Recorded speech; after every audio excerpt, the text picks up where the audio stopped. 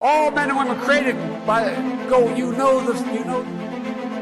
I hear Kofefi. Hi guys, welcome to the video. Just a week ago, former Vice President Joe Biden was called by the Associated Press and other major media outlets to be the next president of the United States. President Donald Trump has yet to concede the election, and his team is instead in court pursuing legal channels to turn the tide in his favor. Despite that, a new Washington Post report reveals that Biden has been contemplating immediate executive orders in the areas of climate change, public health, and immigration. Disclaimer: we will refer to Biden as President-elect in this video and will issue a redaction if this result is overturned. As the country continues to grapple with the record daily new cases of COVID-19, President-elect Biden has vowed to reverse President Trump's severance from the World Health Organization. If we do rejoin the WHO, the U.S. can more efficiently cooperate and coordinate the pandemic response with our international allies. Furthermore, America's recommitment to the WHO can also prevent China from asserting greater influence on the organization and rewriting its rules. On the campaign trail, Biden has made it clear his top priority in office will be curbing the raging pandemic that's entering its third wave.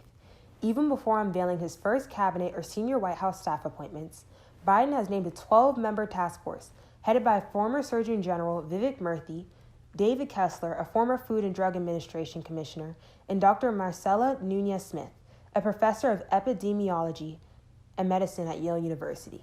Several months ago, then-candidate Biden unveiled his climate plan, which you can learn more about on our video, and has long pledged to recommit to the Paris Climate Accord, an Obama-Biden-era legacy that President Trump had withdrawn from. Biden has promised he will pressure other nations to lower their emissions. The accord united 195 countries to substantially reduce global greenhouse gas emissions in an effort to mitigate global temperature increase in the century to 2 degrees Celsius above pre-industrial levels. It creates a framework for transparent monitoring, reporting, and managing the country's individual and collective climate benchmarks. On November 7th, the day Biden was projected to be president-elect, Anne Hidalgo, the mayor of Paris, tweeted this congratulatory message. "Welcome back, America. Congratulations to Joe Biden and Kamala Harris for their election. While we are about to celebrate the 5th anniversary of the Paris Agreement, this victory symbolizes our need to act together more than ever in view of a climate emergency. #Election 2020. In one term, President Trump had rolled back or weakened around 100 environmental protection and worker safety policies, most of which were Obama-era regulations. This included the Clean Power Plan for the electricity industry, higher fossil fuel standards for transportation, methane emission standards on the oil and gas sectors, energy efficiency standards on light bulbs, and reform of fossil fuel leasing on public land. In response, Biden has vowed to reinstate these regulations. In 2018, the Supreme Court ruled in favor of the Trump administration travel ban in a 5-4 vote. The ban prevents some or all immigrants, refugees, and visa holders from Iran, Libya, North Korea, Somalia, Syria, Venezuela, and Yemen from entering the United States. Biden looks forward to repealing what many see as a racist, xenophobic, de facto Muslim ban. With regard to immigration, the president-elect also vowed to reinstate the Dreamers program. The Deferred Action for Childhood Arrival, DACA program, has protected around 650,000 young immigrants who were brought to the U.S. without authorization when they were children.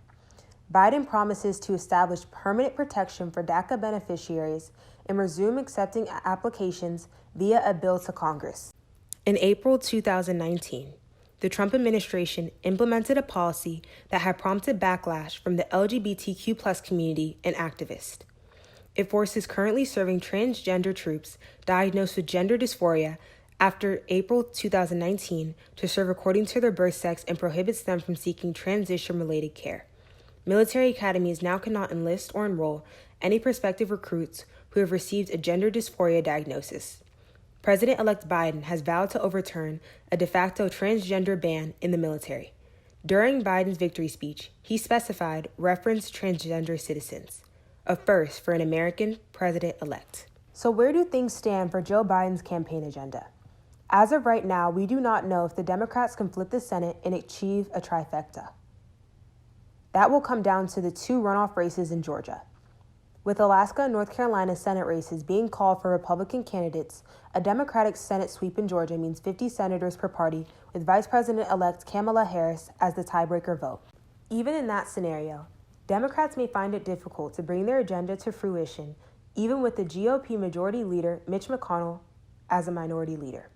Leader McConnell was able to halt much of President Obama's ambitious legislative agenda, despite the GOP being the opposition party from 2008 to 2014. If such resistance from the GOP persists, campaign pledges like repealing the 2017 Republican tax cut will become difficult to achieve. During Barack Obama's tenure as president, he had to resort to issuing executive orders, often facing backlash from conservative media and politicians that characterized him as a dictator.